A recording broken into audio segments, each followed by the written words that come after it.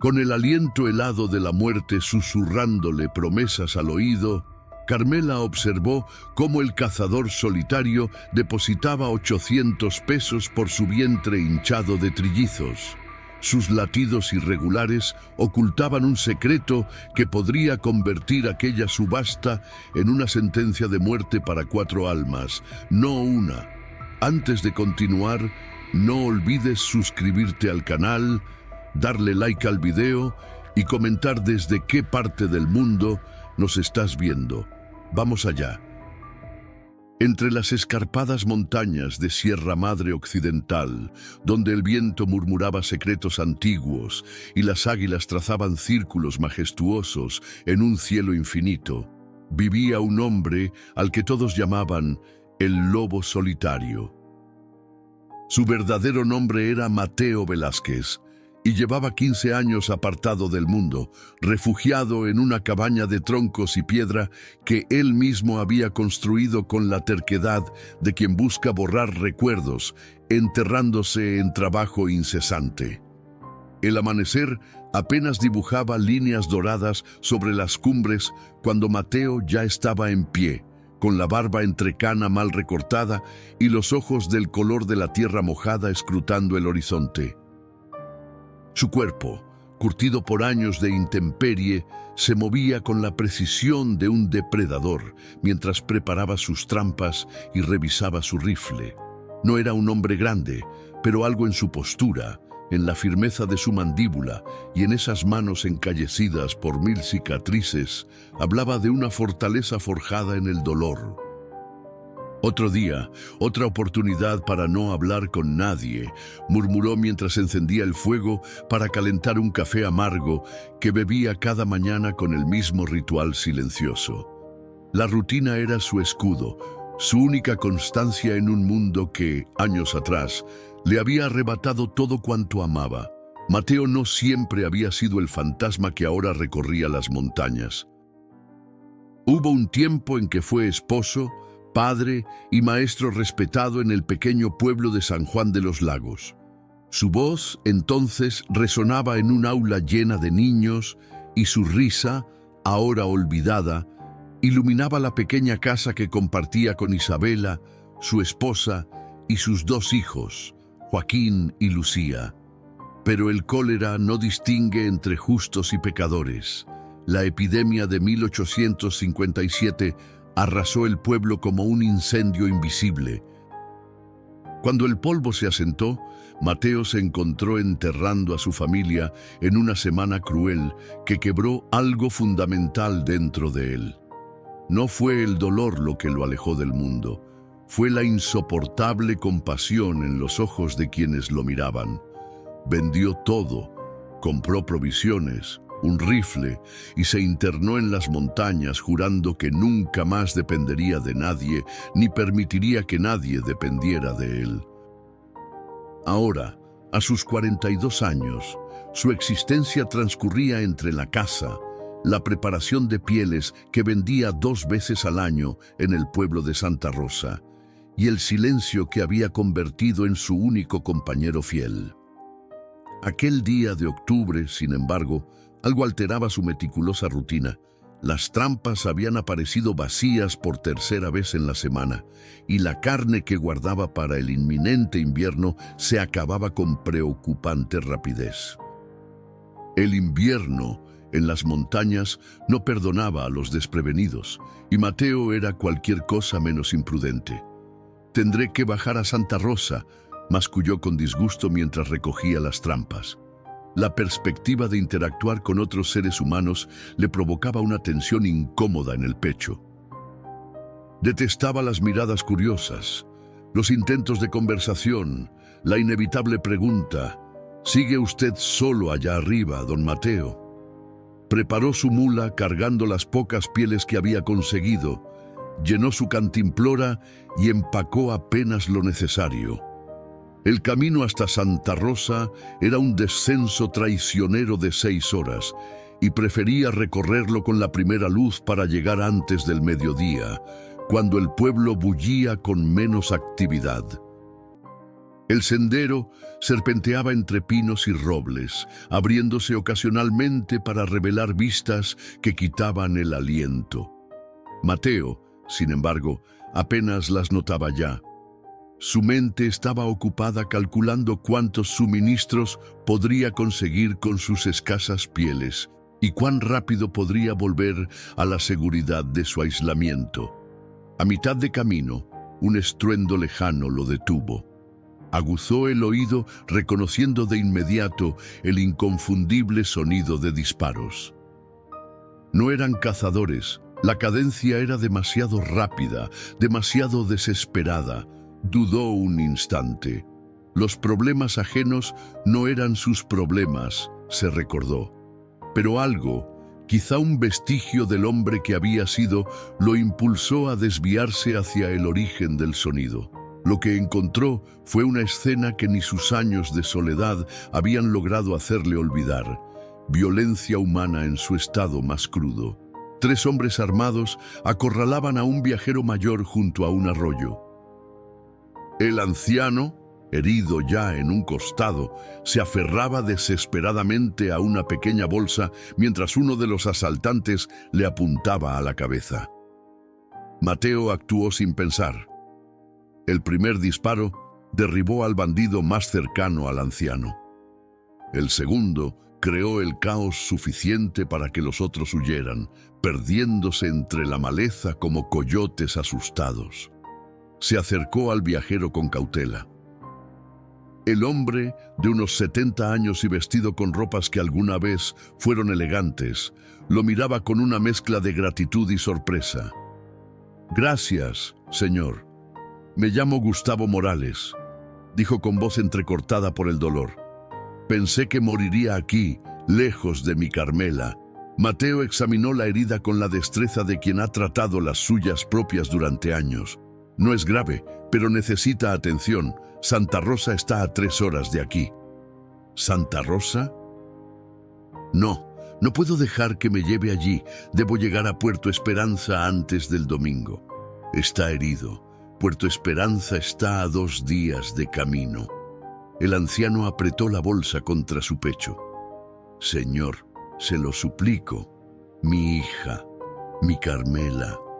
Algo en su mirada, en la desesperación pura que transmitía, tocó una fibra olvidada en Mateo. Asintió brevemente, maldiciendo en silencio la debilidad que creía haber desterrado hacía años.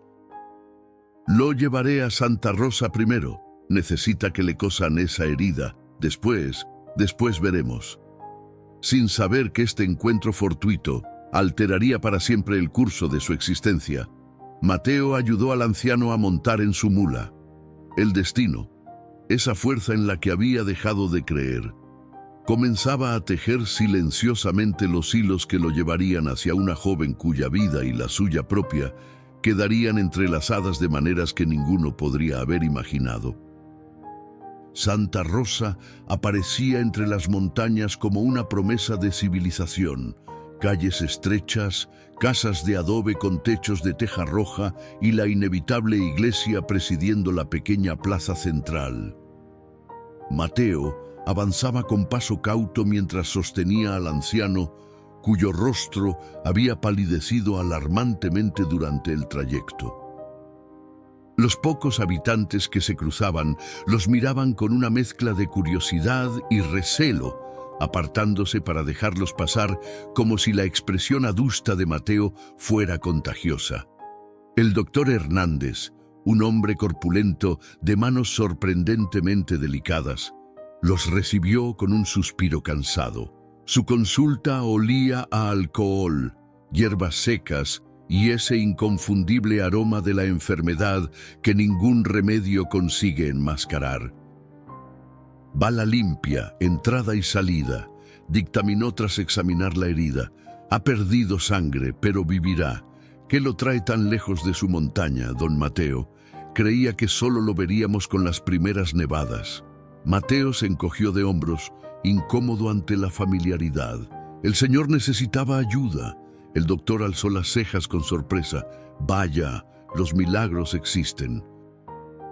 El lobo solitario rescatando viajeros. Mientras cosía la herida, Gustavo gimió, pero se mantuvo consciente, sus ojos fijos en Mateo como si temiera que desapareciera si apartaba la mirada. «Mi Carmela», murmuró cuando finalmente lo trasladaron a una pequeña habitación anexa para que descansara. «Debe escucharme, por favor».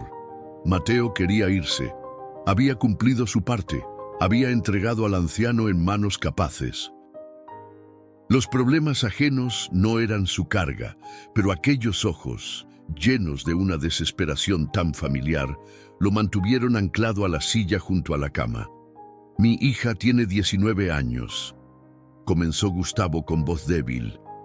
«La más bella, la más dulce criatura que Dios puso en esta tierra.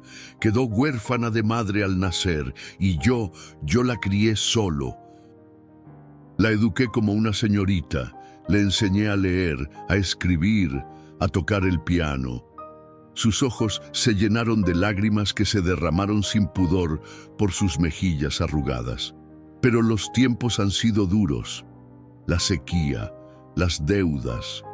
Carmela y yo administrábamos una pequeña hacienda cerca de Puerto Esperanza hasta que la enfermedad me impidió trabajar. Pedí préstamos, hipotequé todo. Y entonces murió don Sebastián, mi acreedor». Mateo escuchaba en silencio, tenso, presintiendo hacia dónde se dirigía aquella historia. Su hijo, Alfonso Montero, un demonio con piel de hombre, exigió el pago inmediato. Y cuando supo que no podíamos pagar, la voz de Gustavo se quebró. Vio a mi Carmela y decidió que ella sería el pago, pero no como esposa, no. La quiere como propiedad, completó Mateo, sintiendo una náusea familiar. Había visto esas prácticas en los territorios fronterizos, donde la ley era apenas un concepto lejano. Escapamos en la noche. Reuní los pocos ahorros que nos quedaban e intenté llevarla a México, donde tengo un primo. Pero los hombres de Montero nos encontraron. Separaron a Carmela de mí hace 3 días. La llevaron de vuelta a Puerto Esperanza. El anciano se incorporó con esfuerzo, aferrándose a la mano de Mateo con una fuerza sorprendente. «La subastarán este domingo en la plaza, como si fuera ganado, mi niña, mi Carmela, y lo peor es que ella ¿Está qué?», preguntó Mateo, temiendo la respuesta. «Embarazada», susurró Gustavo, «de 3 meses». El padre era un joven maestro que prometió casarse con ella, pero murió en un asalto antes de poder hacerlo. Montero lo sabe, y aún así se detuvo, ahogado por un sollozo. Mateo se levantó bruscamente. Había escuchado suficiente. No era su problema. Había vivido lo suficiente para saber que el mundo estaba lleno de crueldades y que un hombre solo no podía enderezar todos los entuertos. «Lo siento», dijo secamente, «pero no puedo ayudarlo más. Tengo que volver a las montañas antes de que... Por favor». La voz desesperada de Gustavo lo detuvo cuando ya alcanzaba la puerta. «Tengo esto». Del interior de su camisa extrajo un pequeño saquito de cuero. Lo abrió con dedos temblorosos, revelando varias pepitas de oro. «Es todo lo que me queda. El oro de mi abuelo, que guardé para emergencias. Sé que es poco, pero...» Mateo observó el oro y luego al anciano. «¿Qué espera que haga?» «¿Que mate a ese Montero? No soy un asesino. No, solo que la compre usted, que la libere. Yo no puedo ir, me reconocerían. Pero usted puede pasar desapercibido, puede fingir ser un comprador más. Comprarla y llevarla a salvo hasta México». La risa amarga de Mateo resonó en la pequeña habitación. «¿Me está pidiendo que use mi dinero para comprar a su hija en una subasta ilegal? ¿Atraviese media sierra con una joven embarazada y luego la entregue a un pariente que ni siquiera conozco?» «Le estoy pidiendo que salve 2 vidas inocentes», respondió Gustavo con dignidad, «y que recupere algo de su propia humanidad en el proceso». El silencio que siguió pesaba como plomo. Mateo sintió que el aire se volvía demasiado denso para respirar. 15 años había pasado evitando precisamente esto: conexiones, responsabilidades, el dolor de involucrarse. Puerto Esperanza está a 2 días a caballo, dijo finalmente, sin comprometerse del todo. Y no tengo caballo, solo mi mula. El doctor tiene uno, me debe favores, se lo prestará. Mateo miró por la ventana. El sol comenzaba su descenso, tiñendo el cielo de un naranja intenso que le recordaba demasiado a los atardeceres que compartía con su familia, antes de que todo se volviera cenizas. «Descanse», dijo, dirigiéndose a la puerta. «Volveré mañana». No había dicho que sí, pero tampoco había dicho que no. Y por primera vez en 15 años, Mateo Velázquez pasó la noche sin poder dormir, atormentado por el rostro imaginado de una joven que no conocía, a punto de ser vendida como mercancía en una plaza que nunca había visitado. El amanecer encontró a Mateo ya en pie, ajustando las correas de la silla sobre el lomo de un caballo bayo que el doctor Hernández, tras una conversación tensa la noche anterior, había accedido a prestarle. No era un animal de gran porte, pero sus patas fuertes y su mirada alerta prometían resistencia para el difícil camino que tenían por delante. «¿Realmente vas a hacer esto?», preguntó el doctor, observándolo con una mezcla de asombro e incredulidad, mientras le entregaba un pequeño saco con hierbas medicinales. «Creí que habías jurado no volver a involucrarte en asuntos ajenos». Mateo guardó silencio mientras aseguraba sus escasas provisiones. Ni él mismo entendía del todo la decisión que había tomado en algún momento durante la noche en vela. Quizás fue el recuerdo de los ojos de Isabela, su esposa, tan llenos de vida hasta que la enfermedad los apagó. O tal vez la risa de sus hijos, silenciada para siempre. O simplemente que 15 años de soledad habían sido suficientes para pagar por una culpa que, en el fondo, sabía que no era suya. «Don Gustavo no sobrevivirá a otro viaje», dijo finalmente, «y alguien debe ayudar a esa muchacha». «¿Y ese alguien eres tú? ¿El hombre que ha rechazado hasta los más mínimos gestos de compañía durante más de una década?». La pregunta quedó flotando en el aire frío de la mañana. Mateo montó de un salto y ajustó su sombrero desgastado. «3 días», respondió escuetamente. «Cuida del anciano». «¿Volveré con su hija o no volveré?». Sin esperar respuesta, espoleó al caballo y se alejó por la calle principal de Santa Rosa, consciente de las miradas curiosas que lo seguían. La noticia de que el ermitaño de las montañas partía en una especie de misión de rescate seguramente ya recorría el pueblo como fuego en paja seca. El camino hacia Puerto Esperanza se volvía más árido a medida que descendían por la sierra. Los pinos majestuosos dieron paso a matorrales retorcidos y cactus centinelas que parecían observarlo con la misma desconfianza que él sentía hacia esta empresa insensata. El sol caía implacable sobre su espalda y el sudor le empapaba la camisa mientras repasaba mentalmente el escaso plan que había ideado. Llegaría a Puerto Esperanza el sábado por la noche, reconocería el terreno y el domingo se presentaría en la subasta como un comerciante de paso. Compraría a la muchacha, la sacaría del pueblo inmediatamente y tomarían rumbo a México, simple, directo, con suerte, sin complicaciones, pero la vida rara vez se ajusta a los planes, y Mateo lo sabía mejor que nadie. Al anochecer del primer día, mientras preparaba un campamento rudimentario junto a un arroyo casi seco, la duda volvió a asaltarlo. ¿Qué sabía él sobre cuidar de una joven embarazada? ¿Cómo la protegería si los hombres de Montero los perseguían? Y lo más inquietante, ¿qué haría después de entregarla a salvo? ¿Volvería a su aislamiento como si nada hubiera pasado? Paso a paso, Mateo se dijo a sí mismo mientras encendía un pequeño fuego. Primero sácala de allí, luego ya verás. Durmió intranquilo, acosado por sueños en los que rostros sin nombre lo llamaban desde abismos insondables. El segundo día de viaje transcurrió entre desfiladeros y pequeñas hondonadas donde el calor se acumulaba como en un horno. A media tarde divisó a lo lejos una caravana de carretas y se desvió para evitar cualquier encuentro. No confiaba en nadie en estos territorios donde la ley era apenas un concepto lejano. Cuando el sol comenzaba a ocultarse tras las montañas, Puerto Esperanza apareció ante él, un pueblo más grande de lo que esperaba, extendido como una mancha irregular en la confluencia de dos ríos secos.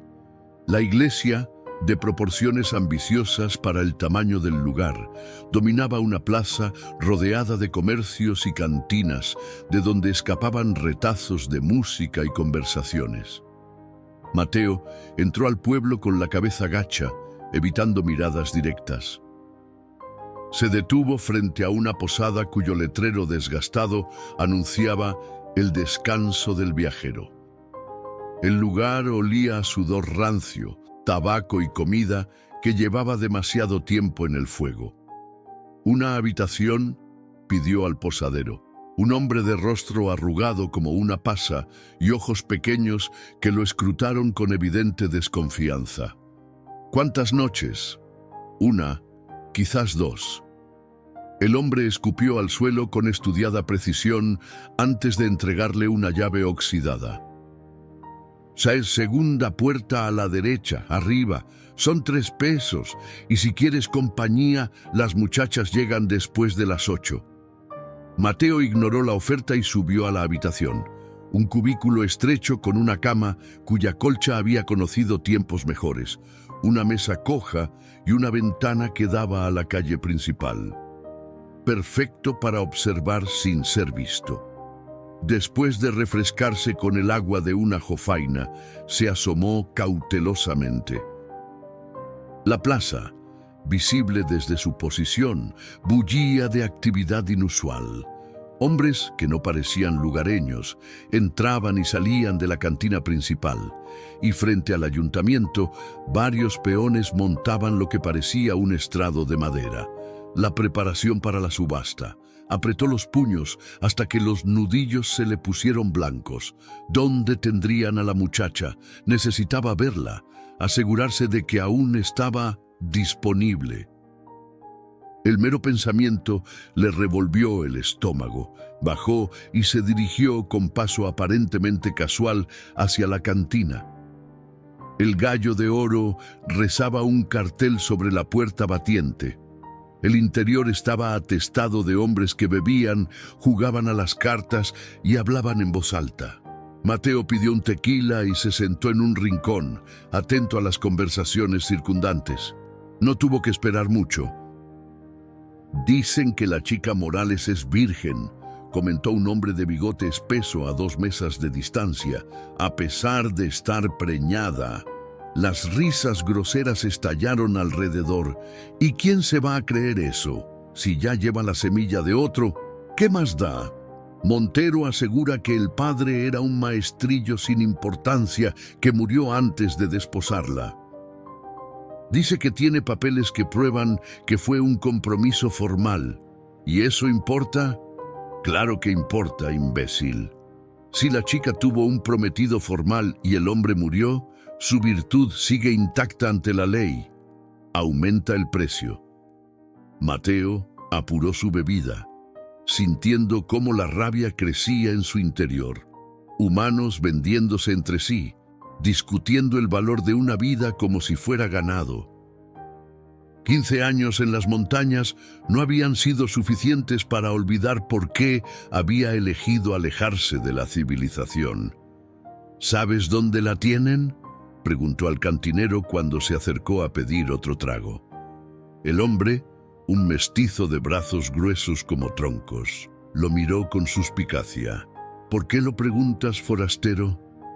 Tengo interés en la subasta de mañana. Quiero asegurarme de que la mercancía vale el viaje. Las palabras le supieron a Giel. pero el cantinero pareció creerle. Se inclinó sobre la barra y bajó la voz. En la casa de Montero, al final de la calle del Saus, la mansión blanca con rejas negras. Pero no te molestes en intentar verla, tiene guardias día y noche. Mateo asintió y dejó una moneda extra sobre la barra. Cuando salió de la cantina, la noche había caído por completo sobre Puerto Esperanza. Se dirigió sin prisa hacia la calle mencionada, manteniéndose en las sombras, evaluando cada detalle del terreno como el cazador experimentado que era. La casa de Montero resultó ser una construcción ostentosa, fuera de lugar en aquel pueblo polvoriento.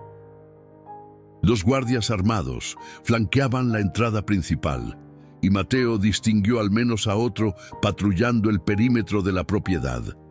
Mientras observaba, una ventana del segundo piso se iluminó brevemente. Una silueta femenina se perfiló contra la luz durante apenas un instante antes de que alguien cerrara las cortinas. Carmela Morales, tenía que ser ella. Mateo regresó a la posada con paso decidido. Mañana necesitaría todas sus fuerzas y su astucia. Porque ahora, al ver aquella sombra efímera, lo que había comenzado como un favor a un anciano moribundo se había transformado en algo personal. No permitiría que esa joven fuera vendida como un objeto. No mientras él tuviera aliento y las pepitas de oro que don Gustavo le había confiado pesaran en el bolsillo interior de su chaqueta.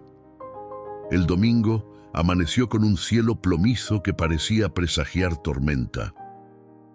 Mateo despertó antes del alba, repasando mentalmente cada detalle del plan mientras contaba las pepitas de oro de don Gustavo. No eran muchas, pero esperaba que bastaran.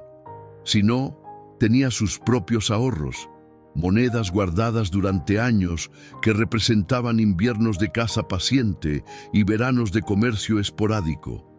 Toda una vida de austeridad que ahora podría desvanecerse en un instante por una desconocida. La plaza de Puerto Esperanza comenzó a llenarse desde temprano. Mateo observaba desde la ventana de su habitación cómo llegaban jinetes de los ranchos cercanos, comerciantes de paso y curiosos, todos atraídos por el espectáculo de la subasta como moscas a la miel. El estrado ya terminado se alzaba frente al ayuntamiento, una plataforma simple con 3 escalones y una barandilla toscamente tallada. A las 10 de la mañana, Mateo bajó a la plaza mezclándose con la multitud. Se había afeitado por primera vez en meses y vestía la única camisa limpia que había traído, intentando parecer un comerciante de paso con suficiente dinero para participar en la puja. Se colocó estratégicamente cerca del estrado, pero no tanto como para llamar la atención. Un redoble de tambor anunció el inicio. Alfonso Montero subió al estrado con la arrogancia de quien se sabe dueño del lugar. Era más joven de lo que Mateo había imaginado, apenas treintañero, con un traje impecable y un bigote fino cuidadosamente recortado. Su sonrisa no alcanzaba unos ojos fríos como piedras de río en invierno. «Señores de Puerto Esperanza y distinguidos visitantes», comenzó con voz potente. «Hoy tenemos el honor de ofrecer algo verdaderamente excepcional. Como muchos sabrán, el finado don Gustavo Morales dejó deudas considerables antes de su cobarde huida». Mateo apretó los puños ante la mentira, pero mantuvo el rostro impasible. «Y siendo yo el principal acreedor, me veo en la obligación de recuperar lo que me pertenece por derecho. La ley nos ampara en estos casos». Un murmullo de asentimiento recorrió la plaza. Mateo notó que un hombre con sotana, presumiblemente el párroco local, observaba desde la escalinata de la iglesia con evidente incomodidad, pero sin intervenir. «¡Traigan a la señorita Morales!», ordenó Montero, y un silencio expectante cayó sobre la multitud. 2 hombres escoltaron entonces a una joven hacia el estrado. Mateo contuvo la respiración al verla. Carmela Morales caminaba con la dignidad de una reina a pesar de las circunstancias. Su vestido simple de algodón azul no conseguía ocultar la ligera curvatura de su vientre, prueba del embarazo que don Gustavo había mencionado. Pero fue su rostro lo que capturó a Mateo. Ojos grandes del color de la miel oscura, pómulos altos y una expresión que mezclaba orgullo, miedo y una furia contenida que reconoció de inmediato. Era el rostro de alguien que se negaba a ser quebrado. Como pueden apreciar, continuó Montero, tomando a Carmela por el brazo con falsa delicadeza, la señorita Morales es una joven de extraordinaria belleza, educada, alfabetizada y con conocimientos de piano y bordado. El hecho de que esté esperando un hijo no debería considerarse un inconveniente, sino una prueba de su fertilidad. Risas groseras salpicaron la multitud. Carmela cerró los ojos brevemente, como si cada palabra fuera un latigazo físico. «Comenzaremos la puja en 100 pesos», anunció Montero. «Un precio más que razonable por una joven saludable que puede servir como esposa, sirvienta o lo que el comprador disponga». Varias manos se alzaron de inmediato. Mateo sintió náuseas al ver la avidez en los rostros circundantes. La puja avanzó rápidamente. 150, 200, 250. Cuando llegó a 300, las manos comenzaron a bajar. Quedaban 3 postores, un hacendado de aspecto próspero, un hombre mayor con evidentes intenciones lascivas y Mateo, que había permanecido en silencio hasta entonces. 350, dijo con voz firme, alzando la mano por primera vez. Los ojos de Carmela se dirigieron hacia él, evaluándolo rápidamente con una inteligencia que le recordó a Isabela. Por un instante fugaz, sus miradas se encontraron, y Mateo intentó transmitirle sin palabras que no era una amenaza. 400, contraatacó el hacendado. 450, respondió Mateo, sintiendo cómo el sudor frío le recorría la espalda. Estaba llegando al límite de lo que podía ofrecer. 500, intervino el hombre mayor, relamiéndose los labios. Mateo tragó saliva. 550. Un silencio tenso se instaló en la plaza. El hacendado se retiró con un gesto displicente. El hombre mayor miró a Mateo con odio, pero finalmente negó con la cabeza. Montero sonrió, satisfecho por el precio alcanzado. 550 a la 1, a las 2. 600, interrumpió una voz desde el fondo de la plaza. La multitud se apartó, revelando a un hombre corpulento montado en un caballo negro. Manuel Escobar, el temido capataz de la mina cercana, conocido por su crueldad con los trabajadores y su apetito por las mujeres jóvenes. El corazón de Mateo se hundió. No podía superar esa oferta sin dejar de tener dinero para el viaje. 650, dijo de todas formas, sabiendo que estaba cavando su propia tumba financiera. 700, respondió Escobar sin inmutarse. Mateo cerró los ojos brevemente. Ya no podía más. Si apostaba todo, no tendría cómo llevar a Carmela a México, ni siquiera cómo alimentarla durante el viaje. Fue entonces cuando ocurrió algo inesperado. Carmela, que había permanecido en silencio todo el tiempo, miró directamente a Mateo y pronunció con claridad 3 palabras. «Ayúdeme, por favor». Algo se quebró dentro de Mateo en ese instante.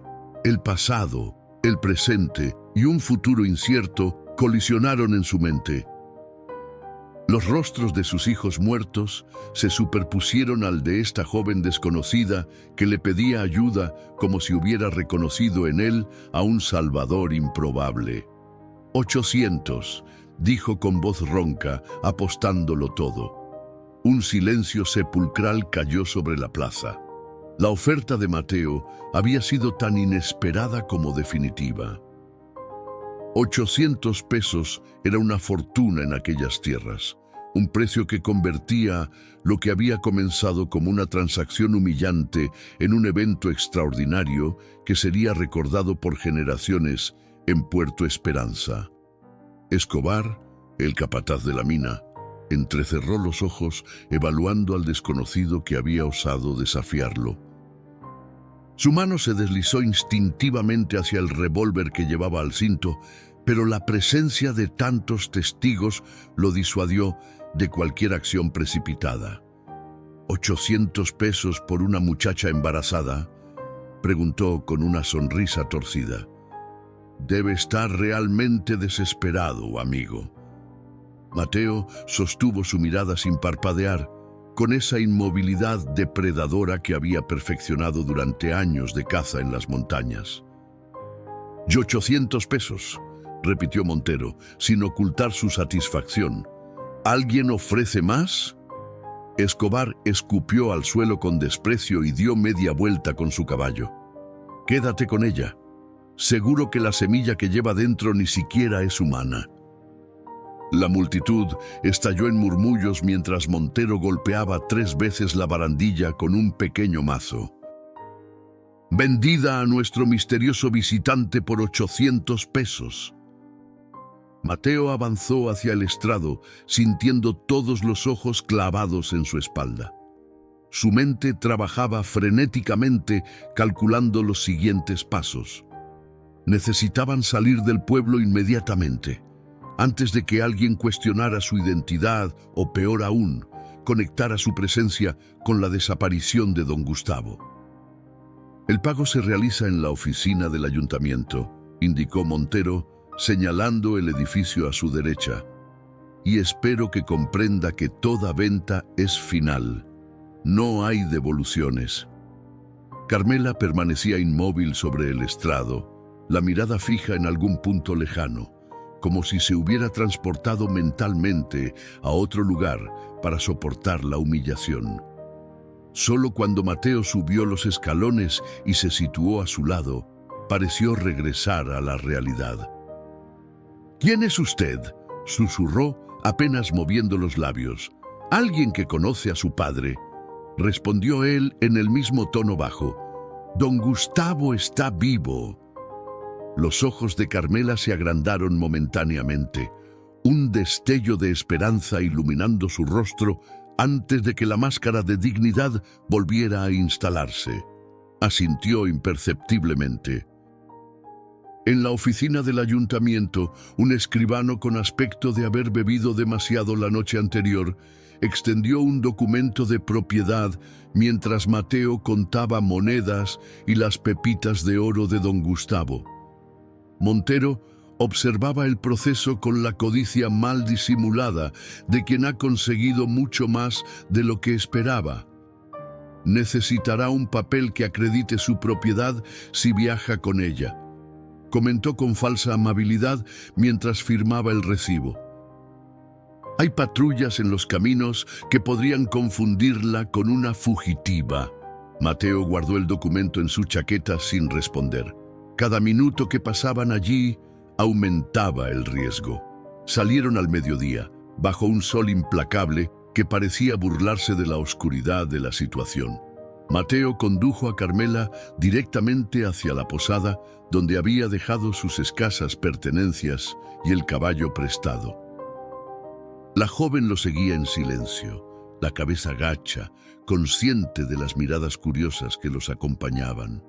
«Saldremos inmediatamente», dijo Mateo una vez estuvieron frente al establo. «Puede montar en su estado». Carmela levantó la barbilla con un orgullo que le recordó nuevamente a Isabela. «He montado toda mi vida, señor. Y mi estado, como usted lo llama, no es una enfermedad». Por primera vez en años, Mateo sintió el impulso de sonreír, pero lo contuvo. Este no era momento para sentimentalismos. «Bien, entonces ayúdeme a cargar estas provisiones mientras preparo el caballo».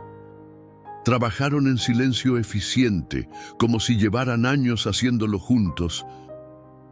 Mateo notó que, a pesar de su situación, Carmela mostraba una resolución práctica que contradecía su apariencia frágil.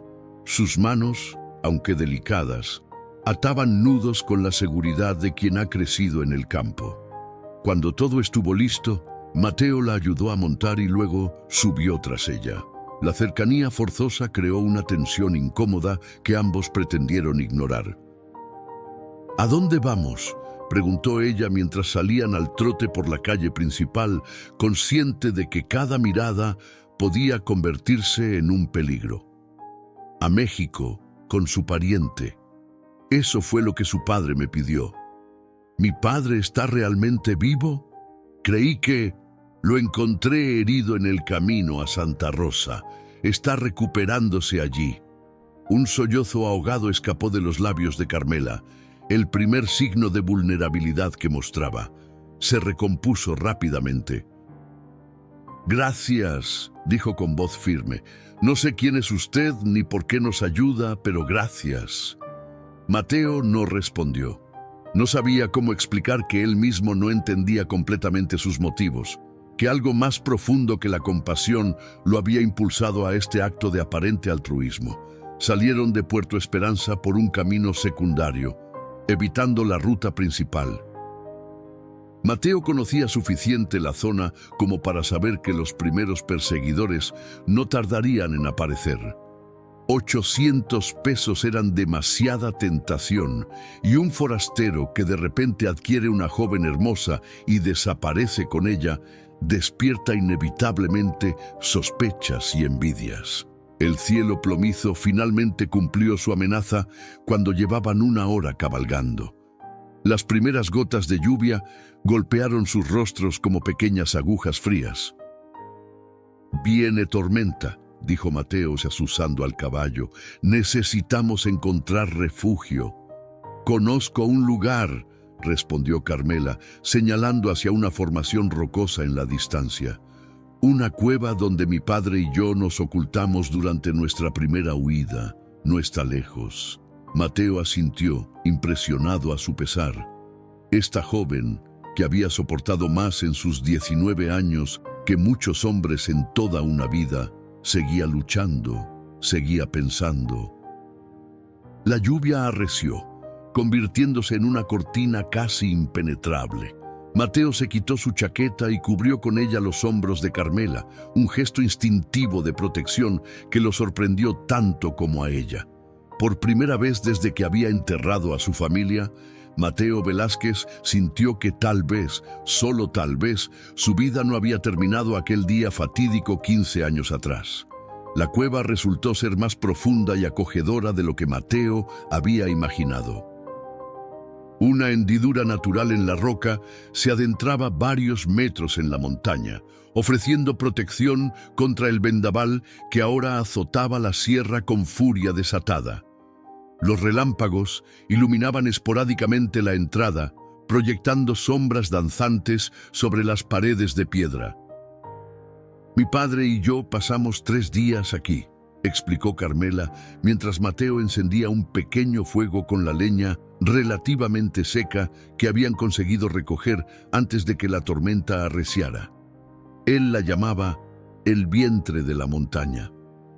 Mateo asintió sin responder, concentrado en la tarea de asegurar que el humo escapara adecuadamente por una grieta natural en el techo de la cueva. El último rincón que querían convertir en una trampa mortal era precisamente su refugio. Una vez que las llamas crepitaron con seguridad, Mateo extendió su manta cerca del fuego. «Descanse», dijo a Carmela con la voz áspera de quien no está acostumbrado a dar órdenes amables. «Tenemos un largo camino mañana, si el tiempo mejora». La joven se sentó sobre la manta, pero no se recostó. La luz del fuego dibujaba contornos dorados en su rostro, resaltando una belleza que ni siquiera el cansancio y la tensión podían disminuir. Sus ojos, del color de la miel oscura, estudiaban a Mateo con una mezcla de curiosidad y cautela. «¿Puedo saber su nombre?», preguntó finalmente. «Si vamos a viajar juntos, parece lo mínimo que deberíamos saber el uno del otro». Mateo dudó. Hacía tanto tiempo que nadie pronunciaba su nombre que casi le parecía pertenecer a otro hombre, a otra vida. Mateo, respondió finalmente. Mateo Velázquez. Carmela Morales. Se presentó ella formalmente, como si estuvieran en un salón de baile y no fugitivos en una cueva, aunque supongo que eso ya lo sabe. Un silencio incómodo se instaló entre ellos, roto solo por el crepitar del fuego y el rugido distante de la tormenta. Mateo se ocupó preparando un caldo simple con las provisiones que había traído, consciente de la mirada persistente de Carmela sobre él. ¿Por qué lo hizo?, preguntó ella finalmente. Gastar todo ese dinero por una desconocida. Ni siquiera mi propio prometido.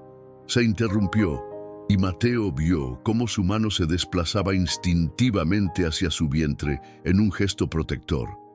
Su padre me lo pidió, respondió escuetamente, removiendo el caldo. Eso no explica por qué aceptó ayudarnos. Cualquier otro hombre habría seguido su camino. Mateo suspiró, sintiendo el peso de una historia que llevaba años sin compartir. Digamos que tenía una deuda pendiente con el destino. Sirvió el caldo en 2 tazas desportilladas y le ofreció una a Carmela, quien la aceptó con un asentimiento agradecido. El calor del líquido pareció reanimarla, devolviéndole algo de color a las mejillas. Mi padre mencionó a un primo en Ciudad de México, dijo tras unos sorbos. Francisco Morales. Es profesor en la universidad. Nunca lo he visto, pero papá asegura que nos ayudará. Lo encontraremos, aseguró Mateo, aunque una parte de él se preguntaba si estaba haciendo promesas que no podría cumplir. El camino a la capital era largo y peligroso, especialmente para una mujer embarazada y un hombre cuyo único talento parecía ser la soledad. Y después, ¿qué hará usted? ¿Volverá a donde vive, señor Velázquez? ¿En las montañas, solo? La respuesta pareció intrigar aún más a Carmela. ¿Como un ermitaño? ¿Por elección? Mateo dejó su taza vacía junto al fuego. No estaba acostumbrado a este tipo de interrogatorio, a sentirse expuesto ante otra persona. Todos tenemos razones para nuestras elecciones, dijo finalmente. Carmela asintió, como si esa respuesta evasiva le hubiera revelado más de lo que él pretendía. Yo quería ser maestra, confesó, mirando las llamas, como mi madre, según me contaba mi padre. Ella murió al darme a luz. ¿Sabe? Nunca la conocí, pero crecí entre sus libros, sus cuadernos. Papá me enseñó a leer con ellos. Mateo la observó con renovado interés. Había algo en su forma de hablar, en la cadencia de sus palabras, que revelaba una educación por encima de lo común en aquellas tierras olvidadas. Yo era maestro. Se sorprendió a sí mismo diciendo, antes. Los ojos de Carmela se iluminaron. ¿De verdad? ¿Dónde? En San Juan de los Lagos, hace mucho tiempo. ¿Qué enseñaba? Historia, literatura. Lo que fuera necesario. Carmela sonrió y Mateo sintió algo extraño en el pecho, como si un músculo olvidado volviera a contraerse después de años de inactividad. El destino tiene formas curiosas de reunir a las personas, murmuró ella. Un maestro convertido en ermitaño rescata a una aprendiz de maestra de convertirse en esclava. La lluvia arreció afuera, como subrayando sus palabras. Mateo se levantó abruptamente y se acercó a la entrada de la cueva, necesitando distancia, aire. Debería descansar, dijo sin volverse. El bebé necesita que cuide sus fuerzas. Sintió más que vio cómo Carmela se tensaba ante la mención de su embarazo. Cuando habló, su voz había perdido calidez. No tema, señor Velázquez. No espero que cargue con más responsabilidades que las que ya ha asumido. Una vez que lleguemos a México, podrá olvidarse de mí y de esta situación. Mateo se giró encontrándose con la mirada desafiante de Carmela. Había orgullo en esa mirada, pero también miedo, un miedo que intentaba disimular con dignidad. «No la juzgo», dijo con suavidad sorprendente incluso para sí mismo. «Mi esposa también fue madre joven». La revelación pareció descolocar a Carmela, que parpadeó confundida. «¿Está casado?» «Lo estuve». «Hace mucho tiempo». No ofreció más explicaciones, y Carmela, con una sensibilidad que Mateo agradeció silenciosamente, no preguntó más. En su lugar, comenzó a desenredar su larga cabellera oscura, un ritual nocturno que parecía transportarla momentáneamente a tiempos más seguros. «Ricardo era maestro también», dijo después de un largo silencio. «El padre de mi hijo. Llegó a nuestro pueblo hace un año, lleno de ideas sobre educación y progreso. Papá lo adoraba, decía que era como él de joven».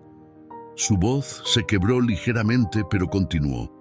«Nos comprometimos en secreto, planeábamos casarnos en primavera. Pero una noche, cuando regresaba de visitar a un alumno enfermo, unos bandidos lo asaltaron por el dinero de la escuela que llevaba consigo. Lo dejaron morir en el camino, solo». Una lágrima solitaria rodó por su mejilla, brillando como plata líquida a la luz del fuego. Mateo sintió un impulso inexplicable de acercarse y secarla, pero se contuvo. «Cuando descubrí que estaba embarazada, le confesé todo a mi padre. Él entendió, me apoyó. Dijo que criaríamos al niño juntos, que lo educaríamos como Ricardo hubiera querido, pero entonces enfermó, las deudas crecieron y Montero...» No necesitó terminar la frase.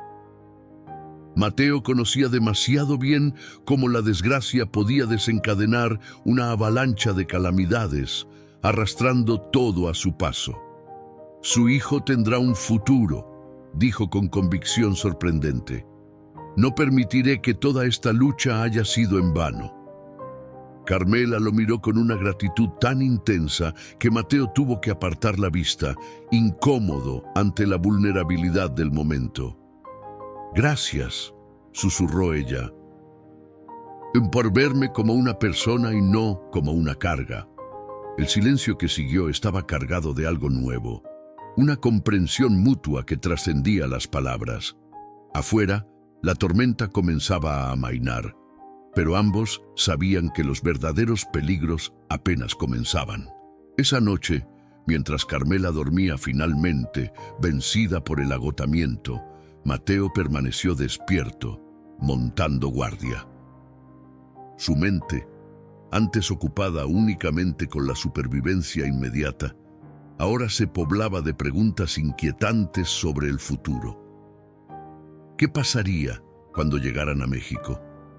¿Realmente podría dejarla y volver a su existencia solitaria como si nada hubiera ocurrido? ¿Y por qué, después de tantos años de entumecimiento emocional, la historia de esta joven lo afectaba tan profundamente? Tal vez, pensó mientras observaba el perfil sereno de Carmela iluminado por las brasas moribundas, porque en ella veía un reflejo de todo lo que había perdido y, paradójicamente, una oportunidad de redención que nunca había buscado. El amanecer trajo consigo un cielo lavado por la tormenta y un silencio que resultaba casi inquietante después de la furia desatada de la noche anterior. Mateo, que había dormitado apenas un par de horas, despertó completamente alerta ante el primer rayo de sol que se filtró por la entrada de la cueva. La rutina de años en la montaña le había enseñado a despertar con los primeros pájaros, cuando el mundo parecía nuevo y los peligros momentáneamente dormidos. Carmela seguía profundamente dormida, su rostro por fin relajado, vulnerable en su abandono. Mateo la observó un instante, permitiéndose reconocer que había algo en ella que despertaba su instinto protector de una manera que no había sentido en años. Quizás era su coraje silencioso, o tal vez el niño que llevaba dentro, una vida inocente que no merecía comenzar en medio de tanta desgracia. Con movimientos silenciosos nacidos de la práctica, preparó un desayuno frugal, café caliente, tortillas secas ablandadas sobre las brasas y un poco de cecina. El aroma despertó a Carmela, quien se incorporó lentamente, desorientada por un momento antes de que la realidad de su situación volviera a asentarse en sus ojos. «Buenos días», murmuró, pasándose una mano por el cabello enmarañado. ¿Ha habido algún problema durante la noche?» Mateo negó con la cabeza, ofreciéndole una taza de café. «El camino estará embarrado. Avanzaremos más lento de lo que quisiera». Carmela asintió, bebiendo un sorbo del café amargo sin quejarse. Mateo notó que sus manos temblaban ligeramente. Palideció de repente y dejó la taza con brusquedad, llevándose ambas manos al vientre. «¿Está bien?», preguntó Mateo, alarmado. Ella respiró profundamente varias veces antes de responder. «Sí, es normal. El bebé se mueve mucho por las mañanas». La incomodidad de Mateo ante esta intimidad física era evidente, pero se esforzó por ocultarla. «¿Cuánto tiempo?» «Casi 4 meses», respondió ella, entendiendo la pregunta inacabada. «Nacerá en primavera, si Dios quiere, si Dios quiere». La frase golpeó a Mateo como un eco doloroso del pasado. Isabela solía decir lo mismo, un mantra esperanzador que no había impedido que la enfermedad se la llevara junto con sus hijos. Terminaron de desayunar en silencio y recogieron sus escasas pertenencias. El caballo, que había pasado la noche en una pequeña saliente rocosa relativamente protegida, relinchó suavemente cuando Mateo se acercó a ponerle la silla. «Deberíamos evitar los caminos principales», dijo Carmela, mientras Mateo la ayudaba a montar. «Montero no dejará que 800 pesos se esfumen sin más. Lo sé». Efectivamente, el camino estaba convertido en un lodazal que hacía que el caballo avanzara con dificultad, resbalando ocasionalmente en las pendientes más pronunciadas. Mateo llevaba las riendas mientras caminaba junto al animal, negándose a añadir su peso y complicar aún más el avance.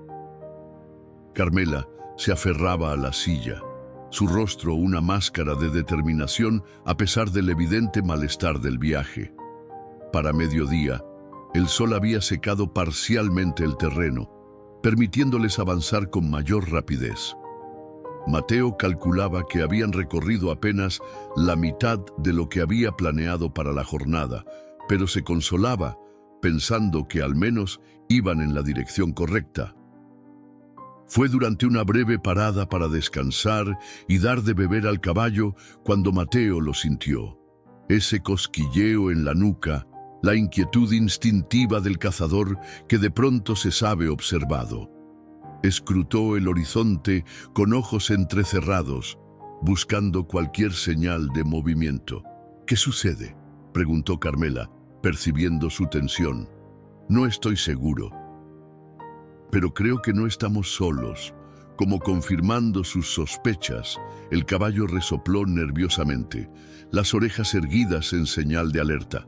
«Montero», susurró Carmela, y no era una pregunta. Mateo asintió. «O Escobar, da igual, tenemos que movernos. ¡Ya!». Con renovada urgencia ayudó a Carmela a montar y, esta vez, subió tras ella, espoleando al caballo hacia un bosquecillo cercano que ofrecía cierta cobertura. Apenas habían avanzado 100 metros cuando el primer disparo resonó a sus espaldas, levantando una pequeña explosión de tierra a pocos pasos de ellos. «Agáchese», ordenó Mateo, inclinándose sobre Carmela para protegerla mientras azuzaba al caballo a un galope desesperado. Los disparos continuaron, cada vez más certeros. Mateo sentía el corazón de Carmela latiendo desbocado contra su pecho, mientras intentaba mantener el control del caballo y buscar al mismo tiempo una ruta de escape. ¡Allí!, gritó Carmela, señalando hacia una quebrada profunda que se abría a su derecha. Hay un paso estrecho que solo conocen los lugareños. Mateo no dudó. Dirigió al caballo hacia donde ella indicaba, confiando en su conocimiento del terreno. Efectivamente, oculto entre la vegetación, un sendero apenas visible descendía serpenteante por la ladera de la quebrada. El caballo resbaló varias veces durante el descenso, pero Mateo consiguió mantenerlo en pie mediante pura fuerza de voluntad. Los disparos se detuvieron, reemplazados por gritos furiosos que se alejaban a medida que se internaban en la quebrada. El paso era tan estrecho que sus perseguidores tendrían que desmontar para seguirlos, dándoles una ventaja preciosa. ¿Cómo sabía de este camino?, preguntó Mateo, cuando el peligro inmediato pareció alejarse. «Mi padre me enseñó todos los senderos secretos de estas tierras», respondió ella con una sonrisa cansada. «Decía que el conocimiento es tan importante como un arma». Mateo asintió, impresionado a su pesar. Esta joven continuaba sorprendiéndolo con recursos que contradecían su aparente fragilidad. El sendero desembocó en un pequeño valle escondido entre montañas, un oasis inesperado de vegetación más exuberante, alimentada por un arroyo cristalino que discurría entre rocas. «Podemos descansar aquí», sugirió Carmela. «Nadie conoce este lugar excepto los pastores, y en esta época del año no traen el ganado por aquí». Mateo desmontó con cautela, ayudando luego a Carmela a bajar. La sintió estremecerse cuando sus manos la sostuvieron por la cintura, un temblor que no parecía de miedo, sino de algo más complejo. «Gracias», dijo ella, sosteniéndose brevemente en sus brazos antes de separarse. «Por arriesgar su vida así». Mateo apartó la mirada, incapaz de enfrentar la gratitud en sus ojos. «No he hecho nada extraordinario. Casi todo el mundo me habría abandonado al primer disparo». «Yo no soy casi todo el mundo», respondió él simplemente, y había tanta verdad cruda en esas palabras que Carmela no pudo más que asentir, comprendiendo. El valle oculto les proporcionó un respiro momentáneo. Mientras el caballo bebía ávidamente del arroyo, Mateo aprovechó para revisar las provisiones que les quedaban. No eran muchas: un poco de cecina, algunas tortillas ya endurecidas, café molido para un día más. Tendrían que conseguir suministros pronto si querían continuar el viaje hasta México. «Hay un pueblo pequeño a mediodía de aquí», dijo Carmela, como si hubiera leído sus pensamientos. «San Cristóbal. No es más que una aldea, pero tienen una tienda y...». Se interrumpió, llevándose instintivamente una mano al vientre. Mateo la observó con atención. Había notado que su rostro estaba más pálido de lo normal y que ocasionalmente se mordía el labio como conteniendo una mueca de dolor. «¿Se encuentra bien?», preguntó con brusquedad nacida de la preocupación. Carmela intentó sonreír, pero el gesto no alcanzó sus ojos. «Solo cansada. El viaje es más difícil de lo que esperaba». Mateo asintió, sin creerle del todo. Durante su breve matrimonio con Isabela, había aprendido a reconocer cuando una mujer minimizaba su malestar para no preocupar a otros. Era un rasgo que ahora identificaba en Carmela con inquietante claridad. «Iremos a San Cristóbal», decidió. «Necesitamos provisiones y usted necesita descansar en una cama de verdad». «Es peligroso», objetó ella. «Si Montero ha enviado mensajeros, es más peligroso que usted se derrumbe en medio de la sierra. No me ha traído hasta aquí para verla enfermar». La firmeza en su voz no admitía réplica. Carmela asintió, y Mateo notó que un suspiro de alivio escapaba de sus labios, confirmando sus sospechas de que no estaba bien. Reanudaron la marcha poco después, siguiendo un sendero estrecho que, según Carmela, los llevaría a San Cristóbal sin pasar por caminos principales. El paisaje fue cambiando gradualmente. Los bosques escarpados se dieron paso a colinas más suaves salpicadas de encinos y pequeñas granjas dispersas, señales de civilización que a Mateo, acostumbrado a la soledad de las montañas, le producían una mezcla de recelo e incomodidad. A media tarde divisaron San Cristóbal, un puñado de casas de adobe agrupadas en torno a una iglesia modesta, con campos cultivados extendiéndose a su alrededor como un mosaico de verdes y ocres. A simple vista, parecía un lugar tranquilo, apartado de las turbulencias del mundo exterior. Allí, señaló Carmela hacia una casa algo más grande que las demás, situada en el extremo sur del pueblo. Doña Soledad, la curandera. Mi padre la conocía. Mateo frunció el ceño. «Curandera, necesita un médico. No hay médico en San Cristóbal», respondió ella con una sonrisa cansada. «Y doña Soledad conoce más sobre partos y hierbas que la mayoría de los doctores. Además, nos ayudará sin hacer preguntas». La decisión estaba tomada.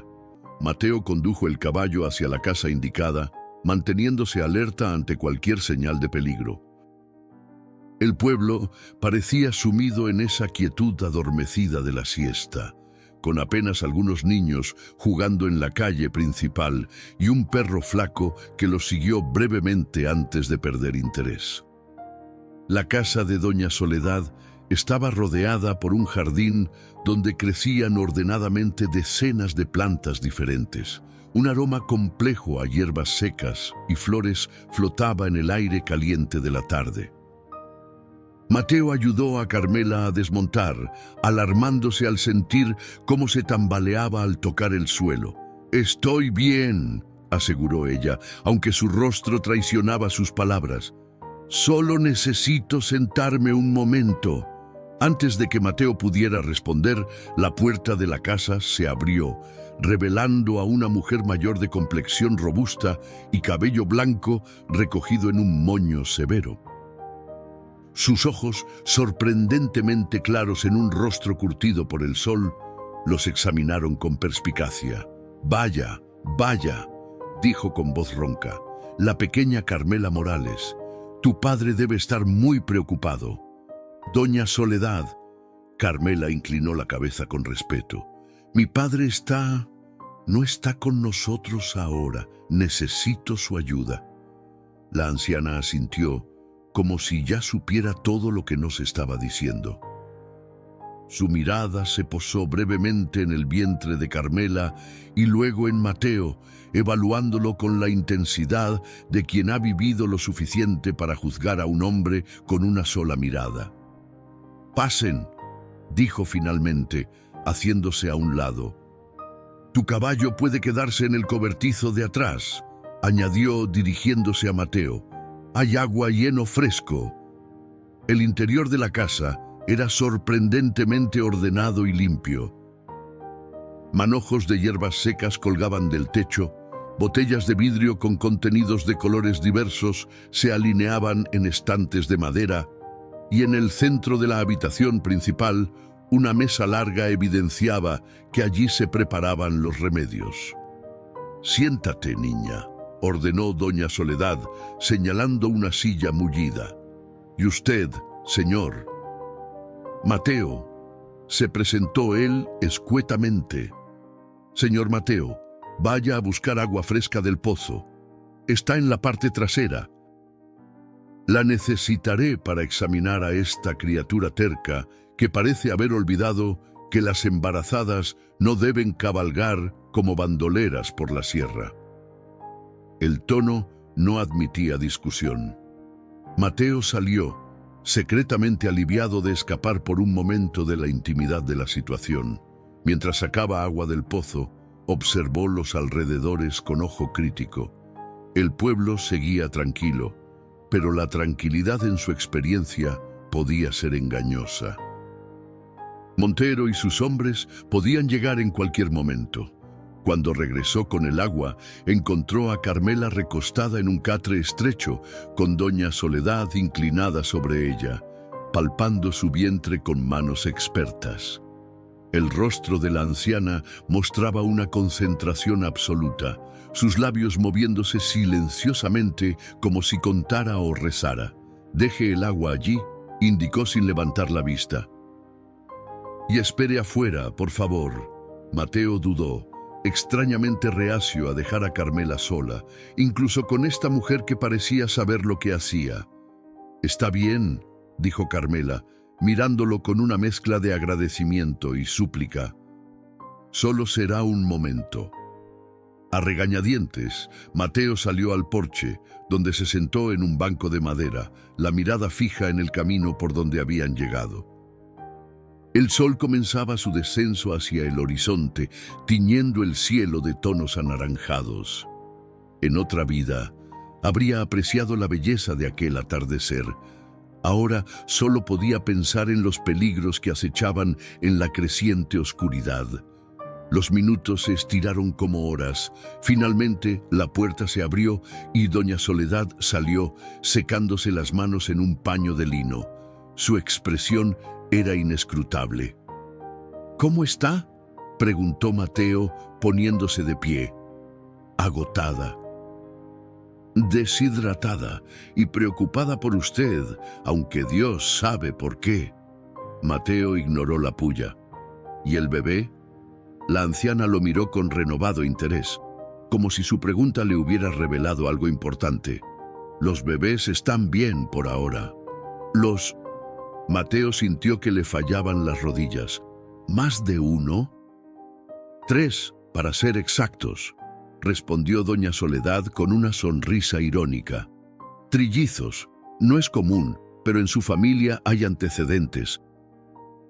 Su abuela dio a luz a gemelos y una tía suya también. Está en la sangre, Morales».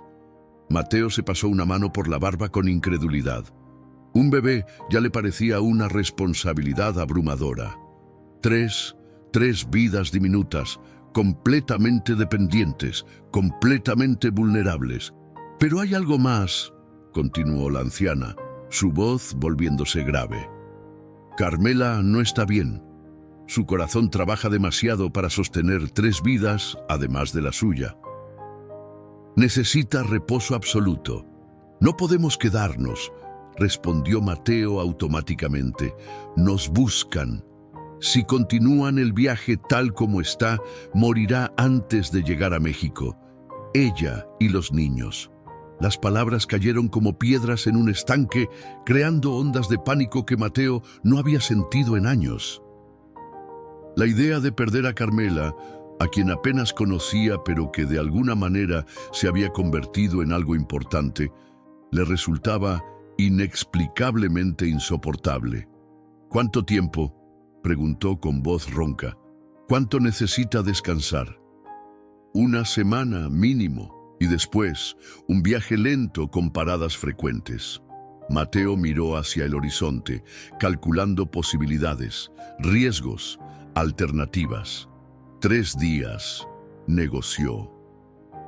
«No podemos arriesgarnos a más», doña Soledad suspiró. 3 días, entonces, pero le daré hierbas para el camino y debe prometerme que la cuidará. Esa muchacha es especial y esos niños, si sobreviven, tienen un destino importante». «¿Cómo lo sabe?». La anciana sonrió enigmáticamente. «Hay cosas que una vieja como yo simplemente sabe. Ahora vaya con ella». «Ha preguntado por usted 3 veces mientras la examinaba». Mateo entró en la casa con una mezcla de anticipación y temor. Carmela estaba recostada en el catre, cubierta con una manta ligera a pesar del calor. Su rostro parecía más sereno, aunque profundas ojeras delataban su agotamiento. «Trillizos», dijo ella en cuanto lo vio, una sonrisa tímida iluminando sus facciones. «Parece que tengo más sorpresas de las que pensaba». Mateo se acercó lentamente, como si temiera asustarla. Debería haberme dicho que no se sentía bien. ¿Y qué habría cambiado? Necesitábamos avanzar. Su vida es más importante que llegar rápido a ninguna parte. Las palabras escaparon de sus labios antes de que pudiera contenerlas, cargadas de una emoción que no se había permitido sentir en años. Carmela lo miró con sorpresa y luego con algo más cálido, más personal. 3 días, dijo Mateo, aclarándose la garganta, incómodo ante la intensidad del momento. Descansaremos 3 días, después continuaremos, pero más despacio. Carmela asintió, visiblemente aliviada. Gracias, y lamento ser una carga. No lo es, respondió él con firmeza sorprendente. Esto es lo correcto.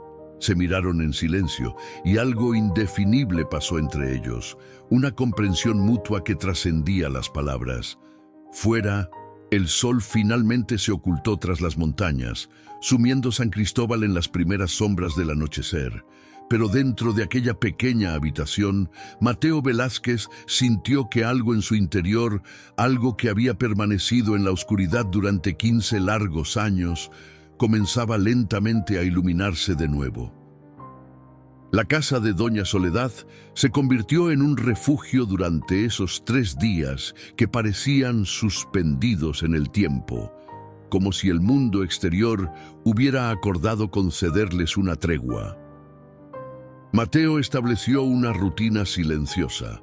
Despertaba antes del alba, revisaba los alrededores del pueblo, compraba provisiones en la pequeña tienda con las pocas monedas que le quedaban y pasaba el resto del día alternando entre vigilar el camino y sentarse junto a Carmela, quien mejoraba visiblemente con el descanso y los remedios de la curandera. Era durante esas horas compartidas cuando las barreras que Mateo había construido a lo largo de 15 años comenzaban a agrietarse, primero imperceptiblemente, luego con grietas que dejaban pasar la luz. ¿Cómo era su esposa?, preguntó Carmela la tarde del segundo día, mientras bordaba un pequeño trozo de tela que Doña Soledad le había dado para mantener sus manos ocupadas. La pregunta sorprendió a Mateo, quien había estado tallando distraídamente un trozo de madera. Desde la muerte de Isabela, nadie se había atrevido a mencionarla directamente. Era luminosa, respondió después de un largo silencio, buscando la palabra adecuada. Como si llevara el sol dentro. Carmela sonrió sin levantar la vista de su bordado. Mi padre decía lo mismo de mi madre, que su risa iluminaba toda la hacienda. Isabela reía así. Los niños la adoraban, no solo los nuestros. Todos los del pueblo venían a escuchar sus cuentos. Las palabras fluían ahora, como agua largamente contenida que finalmente encuentra una grieta por donde escapar. Joaquín tenía 5 años y Lucía 3 cuando la epidemia llegó. Fue tan rápido. Una semana estábamos planeando el festival de primavera y a la siguiente estaba cavando 3 tumbas. Carmela dejó su bordado y extendió una mano, tocando suavemente el brazo de Mateo. El contacto, tan simple, tan humano, le produjo un escalofrío que recorrió todo su cuerpo. Lo siento mucho, dijo ella con una suavidad que hizo que las palabras, tantas veces repetidas por otros con incomodidad o falsa compasión, sonaran genuinas. «Con 15 años», murmuró Mateo mirando al vacío, «y a veces todavía despierto creyendo oír a Lucía llamándome». «El dolor no desaparece», respondió Carmela, y había en su voz la sabiduría de quien, a pesar de su juventud, conocía ya demasiado sobre pérdidas. Solo aprendemos a llevarlo con nosotros. Mateo la miró entonces realmente, quizás por primera vez. No como la carga que había asumido, no como la hija de un hombre desesperado, sino como una mujer con su propia historia, sus propias cicatrices, su propia fortaleza. «¿No está asustada?», preguntó.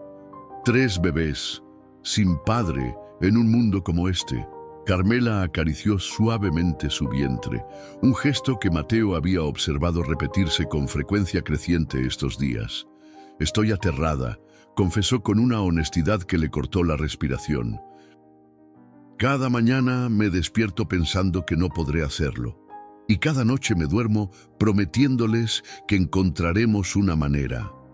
Les promete, repitió Mateo, notando el plural. A ellos, mis hijos. Algo se quebró dentro de Mateo ante la naturalidad con que Carmela aceptaba su responsabilidad, la fiereza con que ya amaba a esas 3 vidas que aún no conocía. Era un contraste doloroso con su propia reacción ante la tragedia, abandonar todo, esconderse, enterrarse en vida. Lo conseguirá, dijo con una convicción que lo sorprendió a sí mismo. Estos niños tendrán suerte de tenerla como madre. La sonrisa de Carmela, tímida y agradecida, iluminó la habitación de una manera que le recordó dolorosamente a Isabela. Pero esta vez, el recuerdo no trajo solo dolor. Había algo más, algo nuevo, la sensación de que quizás, solo quizás, el pasado podía convivir con un futuro que apenas comenzaba a vislumbrar. Esa noche, mientras Carmela dormía, Mateo tuvo una larga conversación con doña Soledad junto al fuego de la cocina. La anciana preparaba una infusión de hierbas, sus manos arrugadas moviéndose con la precisión de décadas de práctica. El viaje a México es demasiado largo en su estado, dijo sin preámbulos. Necesita un lugar estable, cuidados constantes. Los partos múltiples son peligrosos incluso para mujeres con corazones fuertes. ¿Qué sugiere?, preguntó Mateo, sintiendo un peso creciente en el pecho. Hay un convento a 3 días de aquí en Río Sereno. Las hermanas tienen experiencia con partos difíciles. Podrían cuidarla hasta que nazcan los niños. Y después... Doña Soledad lo miró con esos ojos claros que parecían ver más allá de las palabras. Después depende de usted, señor Velázquez. Su obligación era llevarla a salvo con su pariente en México, pero me pregunto si eso es lo que realmente quiere hacer ahora. Mateo no respondió. No podía. Porque la verdad que comenzaba a formarse en su interior era demasiado aterradora, demasiado inmensa para ser pronunciada en voz alta. La idea de separarse de Carmela, de dejarla continuar sola con 3 recién nacidos, le resultaba cada vez más impensable, como si después de tantos años de numbness, de entumecimiento emocional, algo hubiera despertado dentro de él, reclamando una segunda oportunidad que jamás creyó merecer. No sé qué quiero, admitió finalmente. Mentira, replicó la anciana con sorprendente dureza. Lo sabe perfectamente. Solo tiene miedo de volver a perderlo todo. Doña Soledad le entregó una taza humeante, que Mateo aceptó mecánicamente. El miedo es un mal consejero, señor Velázquez. Créame, he visto demasiadas vidas desperdiciadas por decisiones tomadas desde el miedo. Bebieron en silencio, cada uno perdido en sus pensamientos.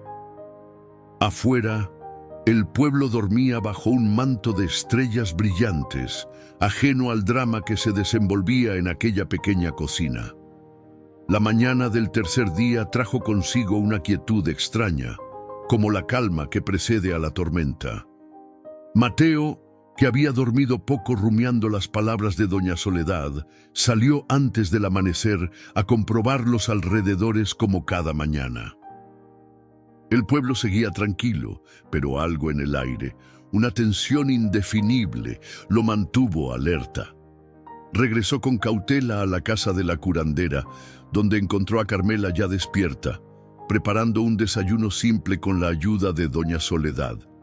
Verla así, moviéndose con creciente energía, el rostro recuperando color, le produjo un alivio tan intenso que casi lo mareó. Parece que los remedios han funcionado, comentó, aceptando el plato que ella le ofrecía. Doña Soledad tiene manos milagrosas, respondió Carmela con una sonrisa. Me ha dicho que podemos partir mañana si seguimos sus instrucciones para el camino. Mateo intercambió una mirada con la anciana, que se limitó a alzar una ceja, dejándole claro que no había mencionado el convento. Esa decisión le correspondía a él. Sobre eso, comenzó, pero fue interrumpido por un sonido que heló la sangre en sus venas. Cascos de caballos acercándose a galope tendido. Se levantó de un salto y se asomó por la ventana.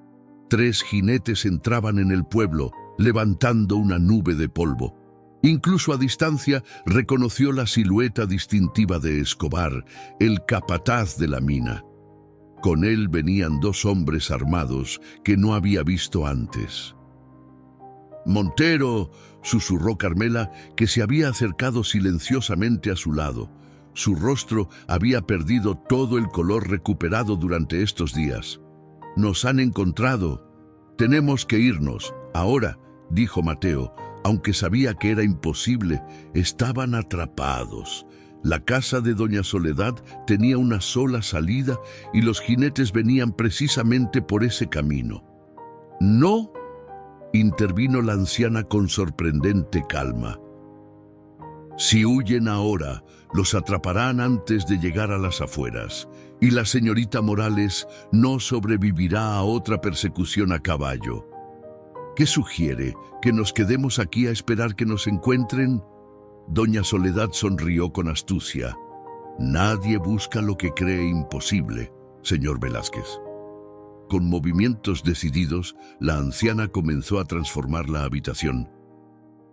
Descolgó varios manojos de hierbas, despejó una mesa que llenó con frascos y morteros y le entregó a Mateo un viejo delantal manchado. «Póngase esto, y usted, niña, vuelva a la cama. Desde ahora es mi sobrina Teresa, enferma de fiebres.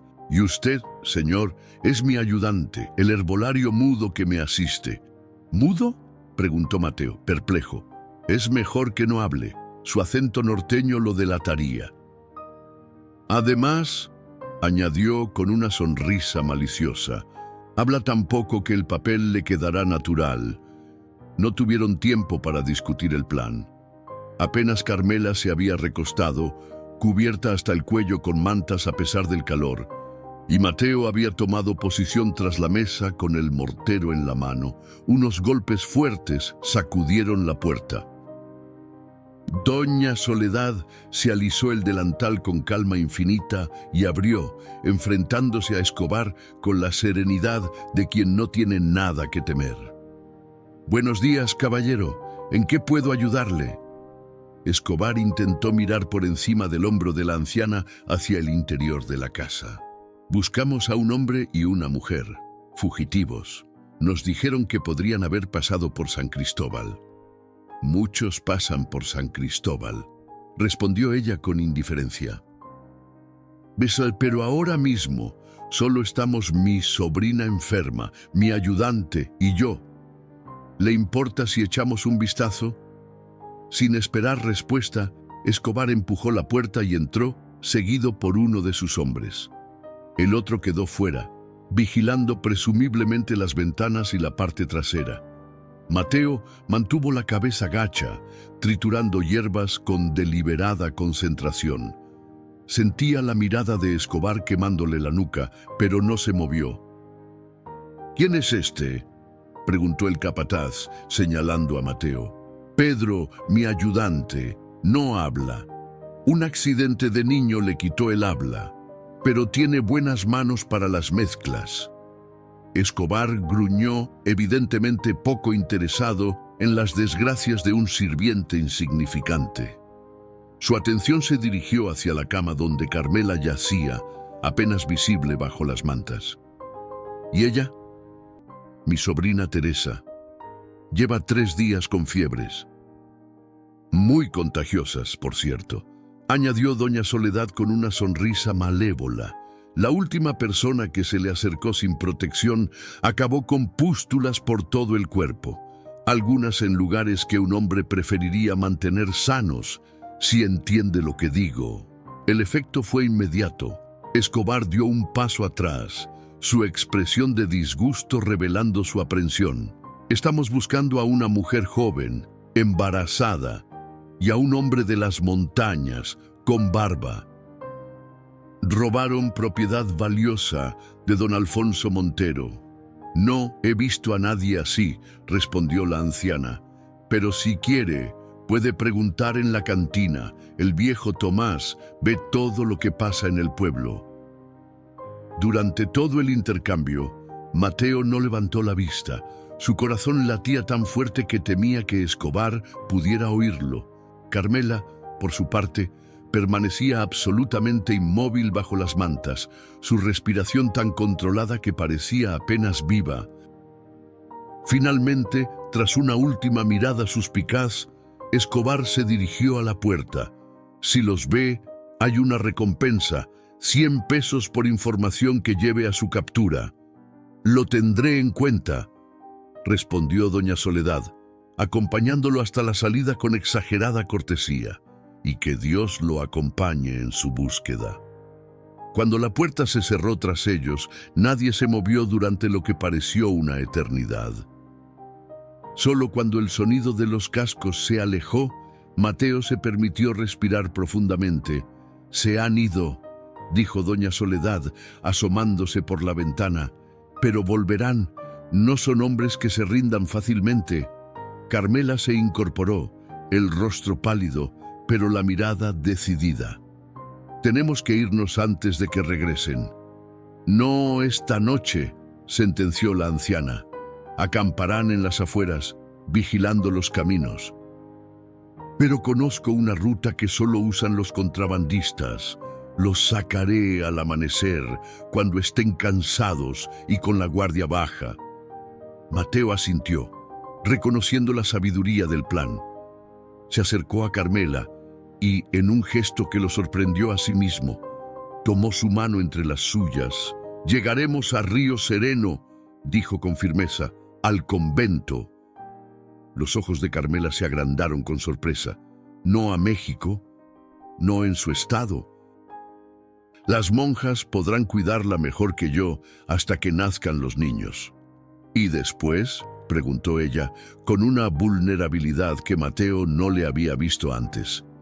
La pregunta quedó suspendida en el aire, cargada de implicaciones que ninguno de los dos se atrevía a abordar directamente. Doña Soledad observaba el intercambio con una sonrisa apenas contenida, como si confirmara algo que ya sabía. «Después», respondió Mateo finalmente, apretando suavemente la mano de Carmela, «decidiremos juntos el siguiente paso». Y en esa simple promesa, en ese «juntos» que había tardado 15 años en volver a pronunciar, Mateo Velázquez selló un pacto no solo con Carmela, sino también con la vida misma. El amanecer llegó con una neblina baja que envolvía a San Cristóbal como un manto protector, ocultando los movimientos de 3 figuras que se deslizaban silenciosamente por un sendero casi invisible entre huertas abandonadas.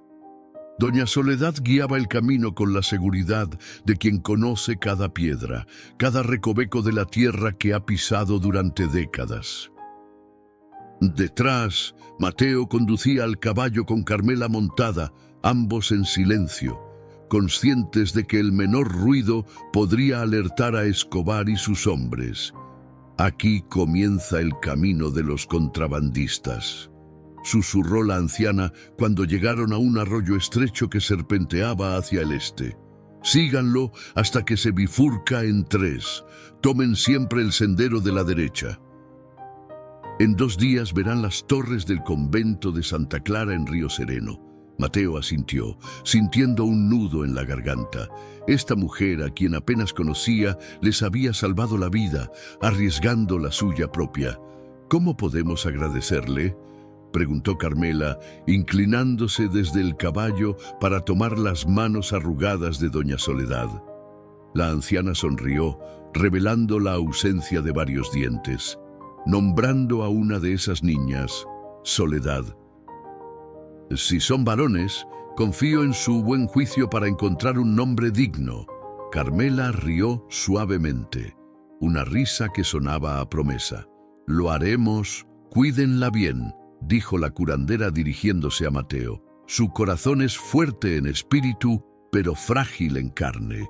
Y usted, señor Velázquez, no desperdicie esta segunda oportunidad que la vida le ha dado. Son raras y preciosas. Con estas palabras, doña Soledad dio media vuelta y desapareció entre la niebla, dejándolos solos frente a un futuro incierto, pero, por primera vez en mucho tiempo, lleno de posibilidades. El viaje hasta Río Sereno resultó ser menos peligroso de lo temido. El camino de los contrabandistas, aunque difícil, estaba bien trazado, y no encontraron rastro de Escobar ni de otros perseguidores. Mateo mantuvo un ritmo constante pero suave, atento a cada gesto de incomodidad de Carmela, quien sorprendentemente parecía más fuerte con cada kilómetro que los alejaba de Puerto Esperanza. Durante esas jornadas, hablaron como nunca antes, no solo de sus planes inmediatos, sino de sus vidas pasadas, de sus sueños rotos y tentativamente de posibilidades futuras. Carmela le contó sobre los libros que había leído, las historias que su padre le había enseñado, su deseo de algún día fundar una pequeña escuela donde ningún niño fuera rechazado por su origen o circunstancias. Mateo, por su parte, compartió recuerdos de su vida como maestro, anécdotas de sus alumnos y cómo había encontrado cierta paz en la naturaleza durante sus años de aislamiento. Poco a poco, como un páramo que vuelve a florecer tras una sequía, algo nuevo crecía entre ellos. Confianza, respeto y finalmente, un afecto que ninguno se atrevía aún a nombrar. Al atardecer del segundo día, tal como había predicho doña Soledad, las torres del convento de Santa Clara aparecieron en el horizonte, agujas de piedra blanca que se alzaban sobre un valle verde como dedos extendidos hacia el cielo. «Es hermoso», susurró Carmela cuando se detuvieron a contemplar el paisaje. Mateo asintió, aunque su mirada no estaba en el convento sino en ella, en el perfil suave iluminado por la luz dorada del ocaso, en la vida que crecía dentro de ella, en el milagro improbable de su encuentro. «¿Tienes miedo?», preguntó. Carmela lo miró, sorprendida por el tuteo repentino que, sin embargo, parecía lo más natural del mundo después de todo lo compartido. «Sí», admitió, «pero no estoy sola, ya no». El convento los recibió con la misma calidez con que había acogido a generaciones de necesitados. La Madre Superiora, una mujer menuda de rostro sereno y ojos penetrantes, escuchó su historia sin interrumpir, asintiendo ocasionalmente como quien reconoce un patrón divino en eventos aparentemente aleatorios. «Las hermanas cuidarán bien de ti», aseguró a Carmela. «Hemos traído muchas vidas al mundo entre estos muros». Durante las semanas siguientes, Mateo se instaló en una pequeña cabaña a las afueras del convento, visitando a Carmela diariamente mientras observaba con asombro cómo su vientre crecía, albergando las 3 vidas que pronto llegarían al mundo. Las hermanas lo recibían con sonrisas cómplices, testigos silenciosas del vínculo que se fortalecía entre ellos con cada conversación, cada paseo por los jardines del convento, cada plan susurrado sobre un futuro compartido. Fue una noche de finales de invierno cuando comenzó el parto. Mateo, despertado por una joven novicia que golpeaba frenéticamente su puerta, corrió hacia el convento con el corazón martilleando contra su pecho. Le negaron la entrada a la sala de partos, por supuesto. En su lugar, pasó las horas más largas de su vida caminando frente a la capilla, rezando por primera vez en 15 años a un Dios en quien no estaba seguro de creer. El amanecer lo encontró exhausto, desplomado en un banco de piedra, con la mirada fija en la puerta que separaba su destino del resto del mundo. Cuando finalmente se abrió, la Madre Superiora emergió con una expresión que Mateo no supo interpretar. «Ha sido difícil», dijo la religiosa. Su corazón se detuvo 2 veces, pero luchó como una leona. «¿Está?» La pregunta se ahogó en su garganta. La anciana sonrió entonces, una sonrisa luminosa que parecía fuera de lugar en su rostro, habitualmente austero. «Viva, agotada, pero viva, y los 3 pequeños también». 2 niñas y un niño, todos perfectamente formados, aunque pequeños. El alivio golpeó a Mateo con tal fuerza que tuvo que sentarse nuevamente. Lágrimas que no había derramado ni siquiera en el funeral de su familia brotaron ahora sin control, lavando 15 años de culpa, miedo y soledad. Cuando finalmente le permitieron entrar, encontró a Carmela pálida pero radiante, rodeada por 3 pequeños bultos envueltos en mantas blancas. Ella levantó la mirada y le sonrió con una felicidad tan pura que le cortó la respiración. «Te presento a Soledad, Isabela y Gustavo», dijo con voz débil pero llena de orgullo. «Tus hijos, mis...» Mateo se detuvo, confundido. «Si los aceptas», explicó ella repentinamente vulnerable, «si nos aceptas». Mateo se arrodilló junto a la cama, tomando con reverencia la mano de Carmela entre las suyas. «Los acepto», dijo con voz quebrada. «Los 4, si me aceptan a mí con todo mi pasado, con todos mis miedos». «Tu pasado es parte de ti», respondió ella, «y tus miedos son ahora nuestros miedos. Los enfrentaremos juntos». Afuera, la primavera comenzaba a despertar en los campos que rodeaban el convento de Santa Clara. Nuevos brotes emergían de la tierra antes yerma, promesas de vida renovada tras el largo invierno. Y dentro de aquella habitación sencilla, entre paredes blancas que habían sido testigos de tantos nacimientos y muertes, Mateo Velázquez comprendió finalmente que el amor no era una traición a los que se fueron, sino un homenaje a la vida que continúa, siempre terca, siempre esperanzada, siempre dispuesta a florecer de nuevo, incluso en el corazón más devastado.